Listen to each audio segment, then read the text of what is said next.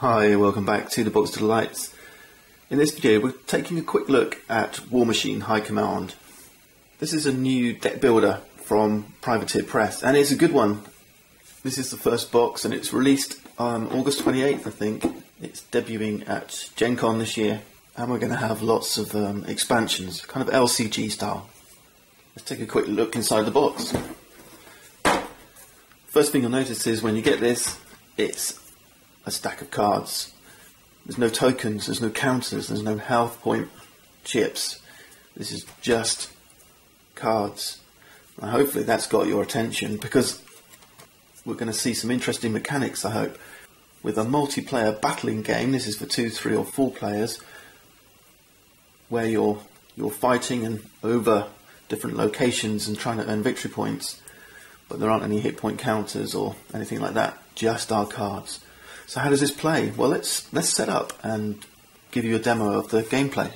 You can play one of 4 factions. Okay, and there's 4 factions in the box, so you can play 2 to 4 players. We have the Signar and the Crix. We have the Kador and finally the Menorth. So we've sorted our cards into these 4 factions, and these are the faction symbols here. So when you get your cards, you're going to want to sort them into the factions. We also have a deck of location cards. That's for common for the whole game, and these are a set of Winds of War cards. And there's 3 types. There's early, mid, and late. And they kind of give you a bit of flavour as the game progresses. Location cards, these are the things that are going to earn you victory points. These are the things that you're battling over and where the battles take place. Let's grab the cards for the Signar faction and I'll show you how to set up a single player. These are the Warcaster cards. Each faction gets 5 of these.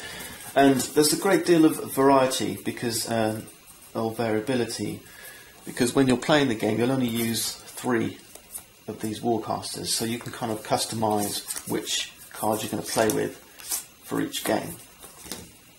You also get a starting deck of 12 basic resources. So these are the things, you know, like in other deck builders, where you begin with a starting deck and then throughout the course of the game you're going to power up this deck by purchasing new cards or reserves in our case.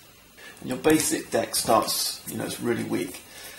These icons here are your power and your health, and your basic resources have none. These are just used for purchasing new cards. And there's 2 currencies in the game, if you like. There's Command and War. And there's 2 types of army cards, those that cost command to purchase, those that cost war to purchase. There's also a 3rd kind which has a combination of both. So this is your starting deck, a deck of 12 cards. You have a hand of 6. And then you're going to power up or you know, build this deck as the game progresses. And these are your army cards, these 6 decks here. And when you first get the game, you've got to take out your cards and divide them into these 6 colours: yellow, green, blue, orange, purple, red. These are the army units detachment colour. And when you're playing a game, you're only going to ever use 3 of these decks. The other 3 are going to go back in the box. So again, more variability, and as expansions come out, obviously these are going to be built out as well, so you can even customise within a colour which 12 cards. There's going to be 12 in each of these, so 36 cards in your reserves that you can build up your deck with.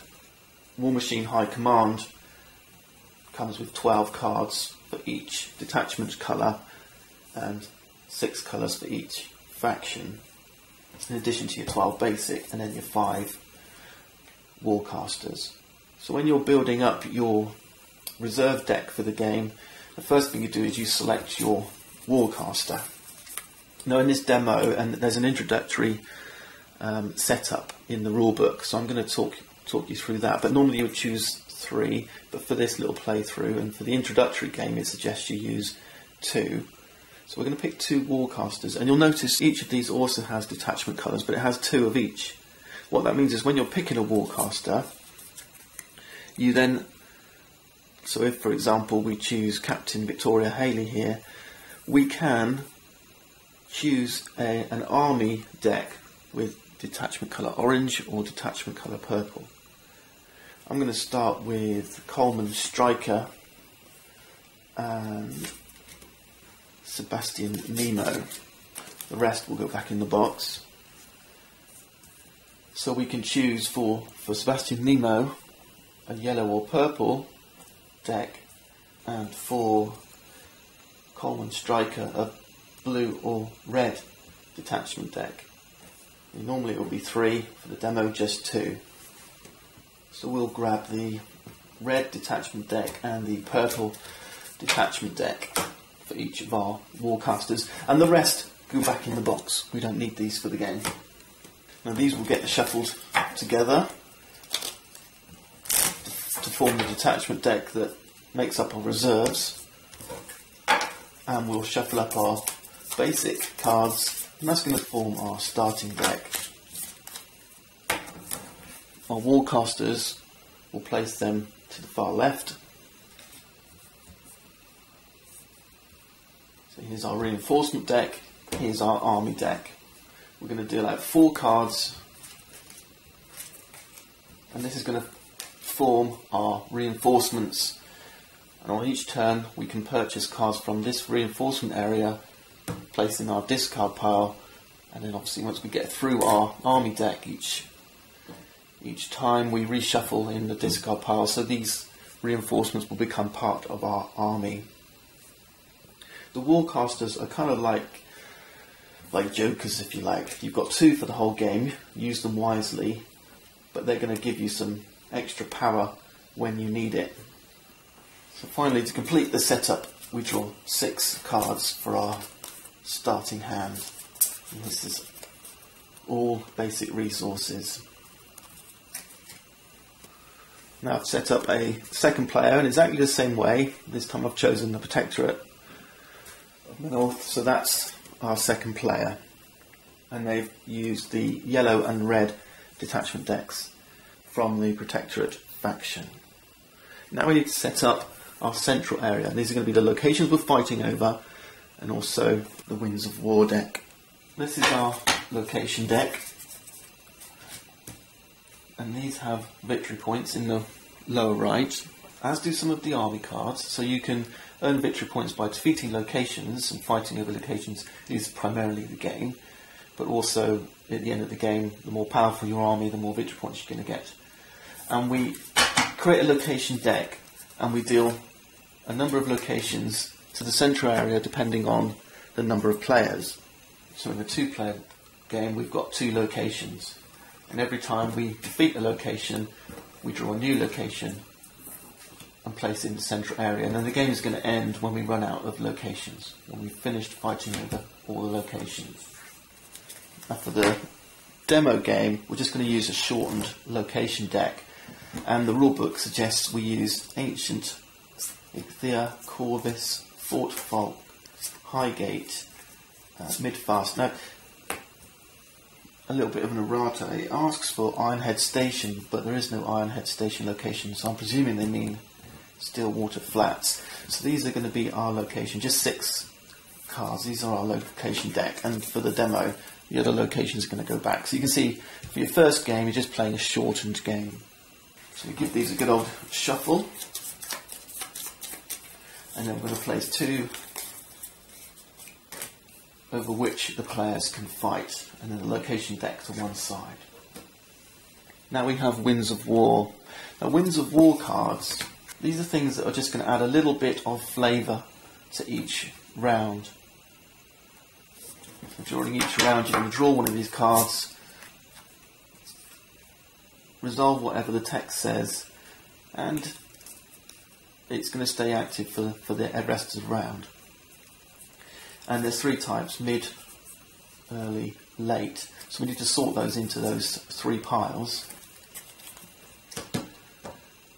and then you can shuffle each deck independently, and then lay those on the bottom, then mid, then early. So you've got a single Winds of War deck that starts early and gets later as you go on. Now for the demo game, again we're going to use a shortened Winds of War deck. We're going to use Day of Reckoning for the late, and the rest go back in the box. Coal Shipment, Escalation and Fresh Recruits for mid. We'll give those a shuffle. And for early it's going to be a raid for Battle, Requisition and Fresh Recruits. The rest go back in the box. So this becomes our Winds of War deck for the demo. In the full game, use all the cards. So we'll place this in a convenient spot, and we're going to discard one card each round. Now you need to give yourself plenty of room here, because as we're playing, we're going to be playing army cards from our hand, or indeed from the reserves, into these locations and around these locations. Let's start the first round. So the first thing we do is grab a Winds of War card and we read it. It says Fresh Recruits. Warrior cards gain +1 health this round.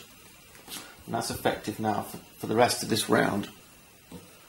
I have a warrior card here, this Stormblade Platoon in my reserves. See, it says warrior here. So that's kind of like a trait, a keyword. And this is the card's health. So these have got power 3, health 5. So power is what they attack with, health is what they get defeated by. Okay, so 3, 5. So this warrior, for the rest of this round, will have a health of 6 instead of 5. But I'm not ready for that yet, because I've got to look at my hand, and what I'm interested in are the command values and the war values, because this is what I'm going to be using to purchase new cards.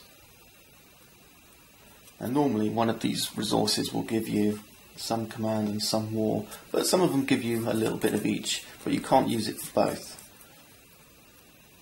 But how much do things cost? Well, if you look at these two in my reserves, Cyclone costs 6 war.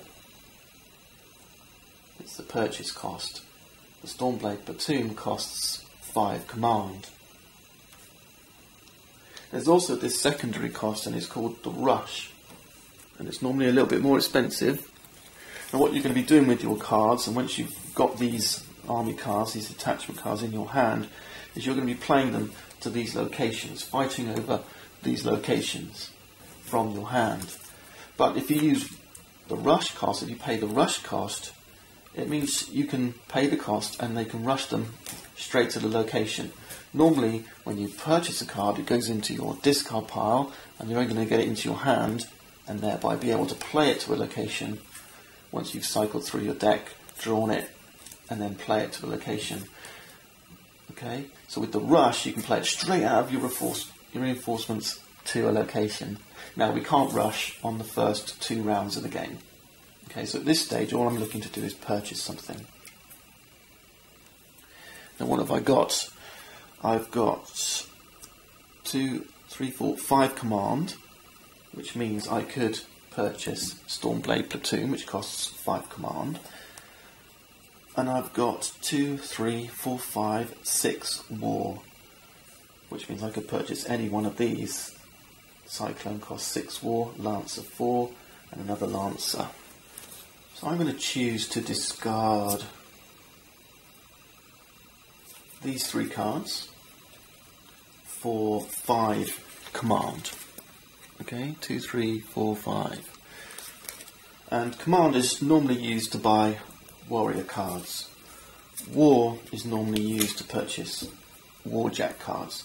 Anyway, I'm going to use my 5 commands, so these go to my discard pile, and purchase Stormblade Platoon. And then on a future turn, I can, if I get this in my hand, I'll be able to play its purchase cost to deploy this card to one of the locations.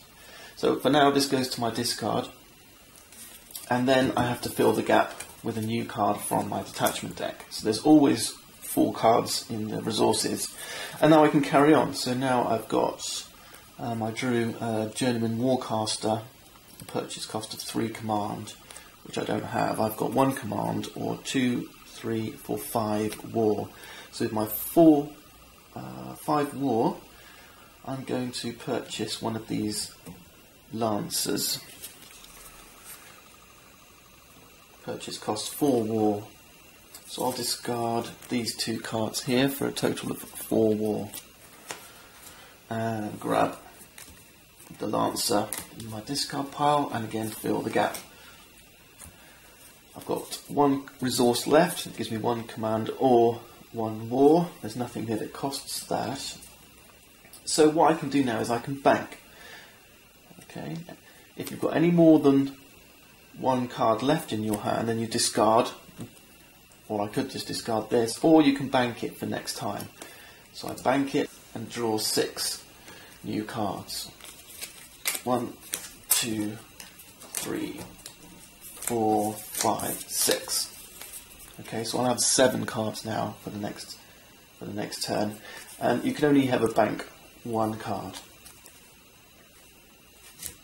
My opponent takes his turn now, and they've purchased 1 resource and 2 warriors, refreshed their reserves and drawn back up after banking 1 card, and now it's back to me. First off, we draw a new Winds of War, and this time it's requisition. The cost of the first card you purchase this round is decreased by 2 command or 2 war. Wonderful.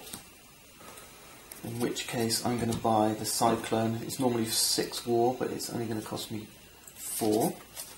So I'll pay my resources and buy the Lancer, refresh. I've got 3 war or 2, 4, 7 command. Remember, I still can't rush because it's only the second round. Let's get the Journeyman Warcaster. He costs 3 command. I'm going to keep hold of these 3 war resources just in case another Warjack gets drawn next. And I'm going to use these 2 resources here that give me 4 command. And this one only costs 3 command, so that extra 1 command that I spent is just lost. Okay, we get another warrior, and it costs 2 command. I've got 3 command left in my hand, and I think I'll buy this guy. He's a squire. Now I'll tell you what, let's grab the field mechanic instead, and we'll bank one of these cards. Yeah. Okay. Now we need to draw back up, so we have to reshuffle our discard pile.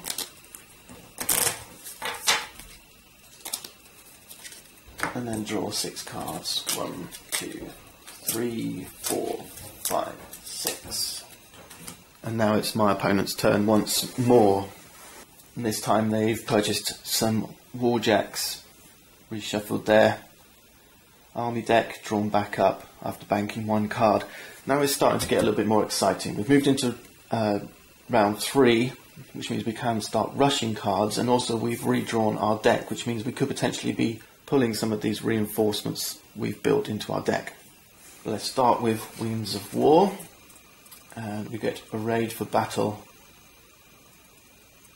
which has no special effects. Now this time I should have a few more options. Yeah, I've got a couple of cards here. I've got a Warjack and a Warrior, and I'll show you how we would... First, let's show you how we would deploy. Now let's have a go at this Ancient Ichthia, because it's worth 7 victory points, whereas the Fort Folk is worth just 4. So we're going to think about deploying some troops here. So to deploy, we have to pay the purchase cost.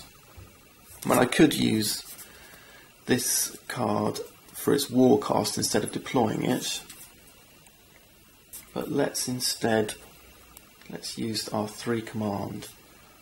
Yeah, so I'll discard these 2 resources to give me 3 command. It's my discard pile, and we will deploy Journeyman Warcaster to this location. All we do is place it alongside. Next I'm going to try and rush one of my reinforcements. So rather than playing a card from my hand, I can play a reinforcement for its rush cost. And this squire here, this squire warrior costs just 3 command to rush. So I'm going to use a couple of basic resources that give me 1, 2, 3 command. And then we'll grab the squire and we'll rush it to this location.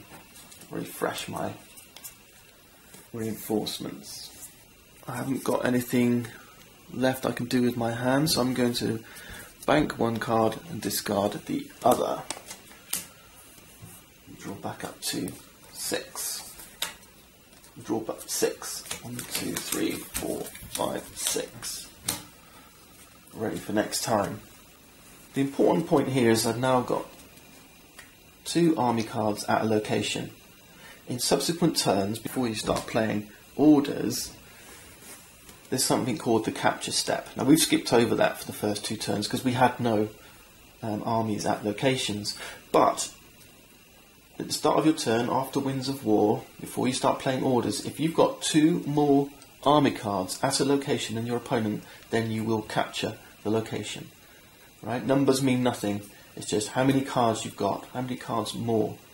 So if my opponent now played an army card to this location, I wouldn't be able to capture it. I'd have to have 3. So it's always 2 more. Okay. If my opponent doesn't play anything here now, then on my next turn I will capture this location. So let's have our opponent play out their turn and we'll pick it up from there.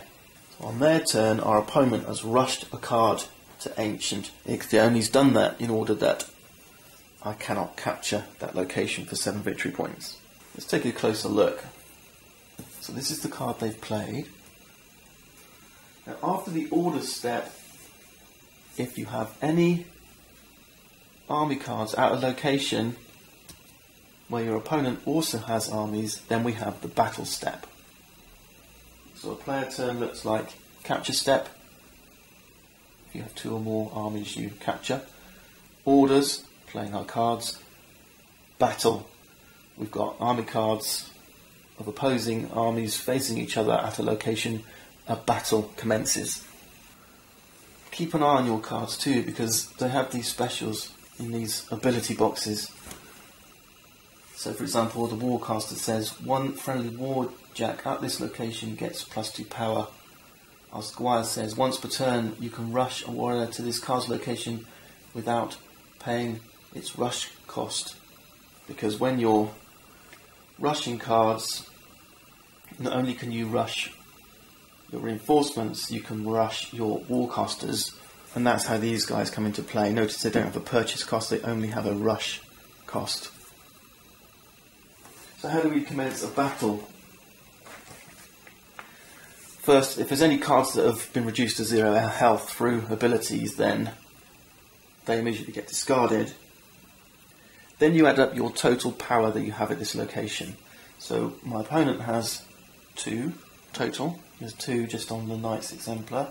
I have a total of 1 plus 0, just 1.